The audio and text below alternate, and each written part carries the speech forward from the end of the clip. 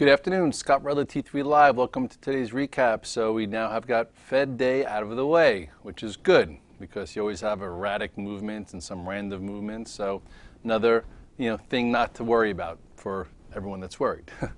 With that said, market I would say the first part of the day held the prior day low and then closed relatively strong. And now what's interesting is I'm going to get the phone calls from the parents, from the family. Oh my goodness, the Dow Jones, is at all-time highs. And then they'll say, but why is that with GDP coming in at 0.01%? Anyway, it's just funny the way the market works. The market tries to get as many people as turned around and confused as possible. And if you turn the TVs off and you turn out all the noise and you look here at the chart of the S&P, you'll see a pretty symmetrical movement, right? This was the long-term trend line. This was the break of the accelerated trend line to start the year that held, had to move up to highs. And then this is the range we've been talking about. And if you look at the range overall, first this was when we held the trend line, came back up to highs. You had a false breakout, which then gave you a false breakdown. And then right here was that other pivot. And then back to highs. Red Dog reversal a few days ago, and this is where we closed. So we closed right at the upper end of the channel. So if you are short, and I know a lot of people out there in the Twitter sphere, everyone's saying short, selling may go away, short, short, short, short, short. You better be a little careful. If we break above, which we already are here, I would have covered a little bit, unless you're just hoping for some kind of gap down tomorrow, which you don't really see many signals of. We're now above the 8 and 21 day again, which should be getting us back in some type of portfolio approach for some type of breakout. Last time we broke out, it failed, but typically the market doesn't do the same thing again. So, hopefully if you have short in the brain because GDP was 0.01%, if you have short in the brain because of the Ukrainian crisis, take it off the brain and just try and be a little bit more opportunistic.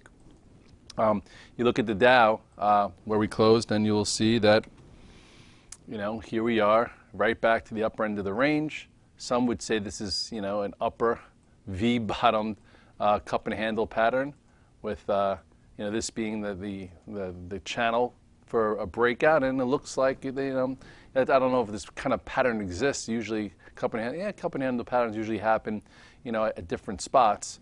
But if this is the case, 154 to 164, you're talking about another 1,000 points in the Dow if it's successful. The Qs obviously lagging a bit, but here you go.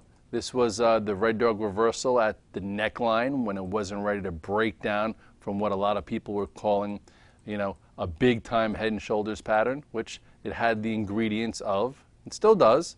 This was the upper one that we had off the charts that gave us some clues to be flexible here for the down move. But now, you have this downtrend. So if it were to break above this and close above 88, chances are this right shoulder gets negated, and then potentially, those lower prices might not be coming.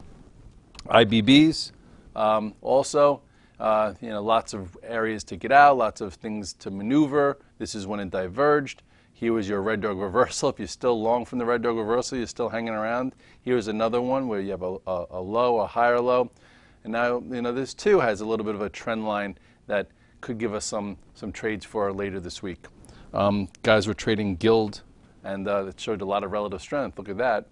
This is already broken above this lower area after this outside day reversal here. Some people on the site pointed out Celgene. Nice lower area. This, hopefully, if they don't take the trade away, could be a trade through this area tomorrow, starting to get above the lower 8 and 21 day and current, turning up. So, some of those bios look decent. And then just you have to continue to take these trades across the board. I unfortunately had a rough morning. I came in long Tesla and a few other names, and things were weaker, and I pared down my risk and then didn't really build back into a lot of things. But you look at something like Tesla now, it looks like it's ready to break this descending channel here. You have your low, higher low, held where I guess it had to today and closed relatively strong. So that looks like it should be on the radar for tomorrow if they don't gap it up and take it away. What else? Let's talk some high beta names. Google, what are you doing? Google actually still hanging around. Here's your reversal, okay, at the 200 day. Here it was weak all day, came back up. See, maybe it trades above this pivot tomorrow and then hits the 21-day. This was then. That's when you had your exit, and this is now. See if it could break above that. Let's see what else in that. What did Amazon do? You know, these are, look how, you know, you see the market at the highs the way it is, and then you see these like just begging for a little bounce. That's why a lot of traders are a little thrown off, but this dynamic's been going on now for 6 to 8 weeks already. Netflix, what did you do today? Same type of thing. You look at something like Netflix, actually the year out was a little bit higher right there, and then this is when it broke down, and now it's trying to give you a tradable move. But again, this is where all these are compared to where the market is. Not the place to be, except for if you're looking for a quick trade.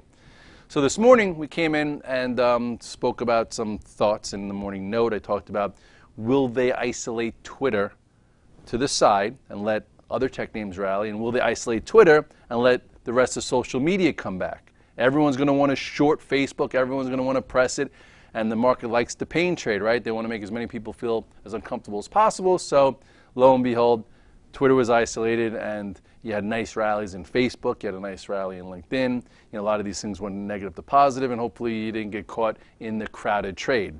You look at Facebook, gave you a nice move.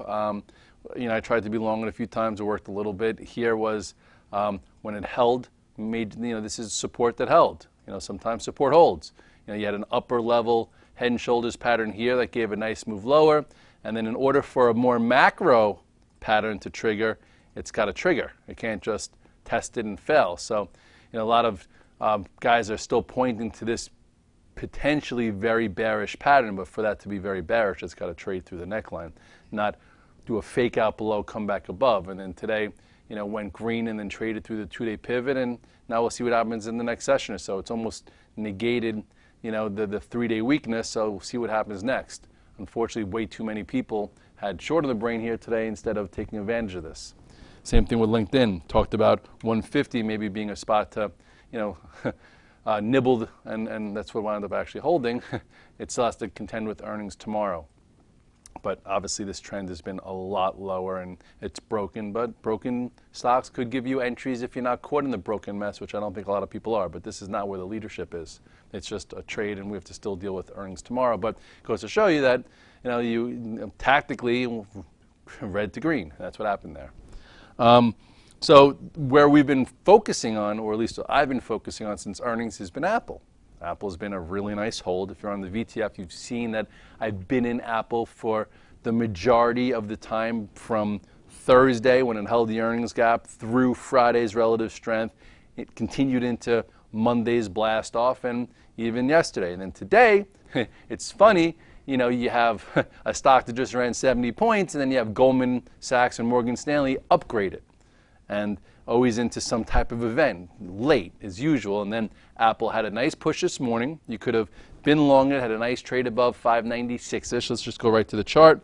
And then it reversed later. So first things first, before this, you know, this is what my thinking was, okay, will they push the stock to 600-ish and let people try and buy the 600 calls, the 605s, the 610s, and then fail it a little bit because everyone's getting so bullish and the option dealers want to win. So anyway, here was your earnings move, right? And then this was your relative strength. Here was your follow-through, and then it was flagging. Question was, would it go, break, and hold above 595.75, which was your afternoon or your morning pivot, you know, for a nice trade, right? Tier 1 in here, momentum tier, sell some strength, hold some, use this as a stop, and then later in the day, let's move this over, you had a pretty decent topping tail. So what does that tell you? Your first little sell signal that perhaps this huge move needs to retrace a little bit. Look where the 8 days, look where the 21 days. You go to the 5 minute just to show you how you can maneuver. So this was the morning trade, which wound up being, you know, a really nice one. You know, you go like this. Boom, boom, okay, cleared. This was your ad right there, cleared, held above it, showed commitment, and then gave you some follow through up to almost 600. So if you were in tier 1 holding it, or you got out, you know, in this, which I got out in this, and then I got back in here, added there, sold some, held some, and then, you know, I saw the divergence right here. Look at this, by the way. This should not happen. This was, it tried to break out after the Fed. Seemed like the easy trade, the crowded trade was probably everyone getting long, thinking it's going to be above 600 plus, and then that happened. And then the funny thing happened was, it wasn't really that funny, but right around here, okay, if you want to look at how you look at relative strength divergences, right around here, okay, let's look at what time this bar was. This bar was at, I think, 240. So right around 240, stocks started to break below, okay, not at the highs. So if we go to the spiders, right around 240, I think right into this, okay, this move into highs, this move into highs was 245. So here was a move into highs at 245, right? So this was your move into highs around 245, and then look what Apple did around 245. This was what is this? This is 225, 240, 245. So right around 245, was Apple breaking to highs? No. It was actually breaking below the afternoon support. So right there on the website, I said Apple just diverged to the move in the S&P when it went to make new highs. So what does that tell you to do if you're an active trader? It tells you to get ready to potentially sell some. And, you know, I probably should have flipped short, which I just didn't. I don't know why I didn't, but anyway, you could have. And then also, then you go back to the daily chart, and it's like, okay, what was the pivot that would create a tail right here? So you combine both of them, and that was a little bit your first exit, real exit signal since earnings.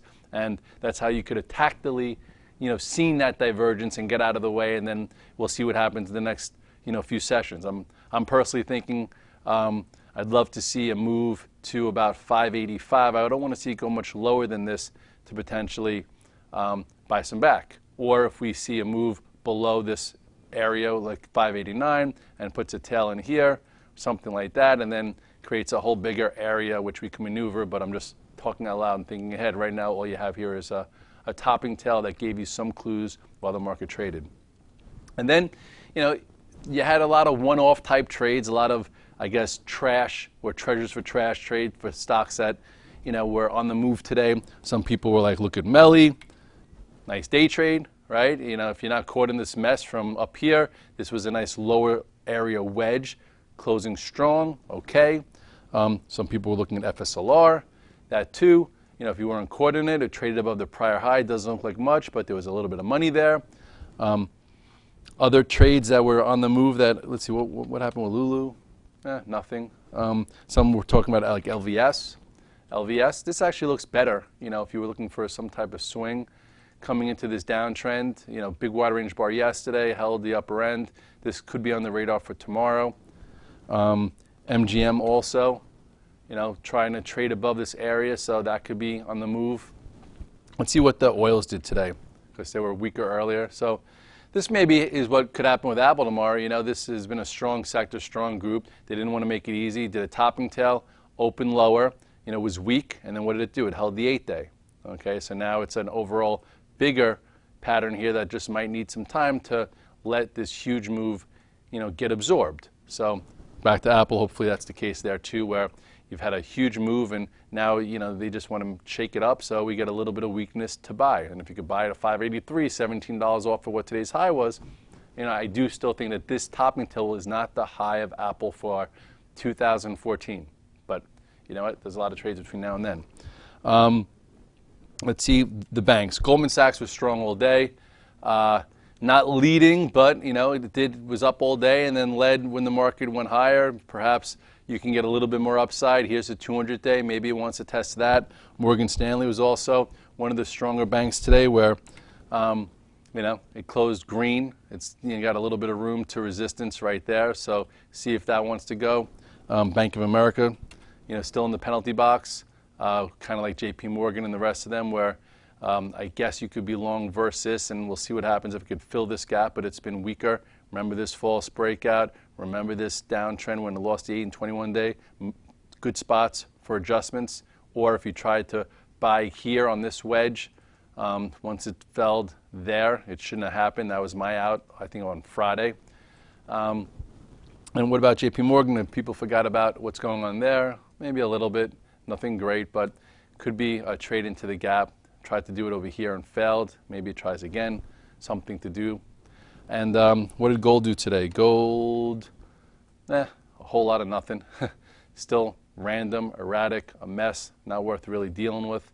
This is resistance, and I guess here is support to base it on. We'll see what happens there tomorrow. And I guess that's about it. Sorry that I'm feeling a little lethargic. I had a late dinner meeting last night that went really well, and I'll talk about that another time. Fed days are days that are tough. There really wasn't as many erratic moves as usually. Usually there's huge spikes. SPY's down $1.20, up $1.20, back and forth, back and forth. They tried to do that, but nobody believed them this time. And then we wound up closing a little bit stronger with some of those names. And we'll see what happens tomorrow. Sometimes after a Fed day, you get an opposite of what happened on Fed day, and it's a trend day.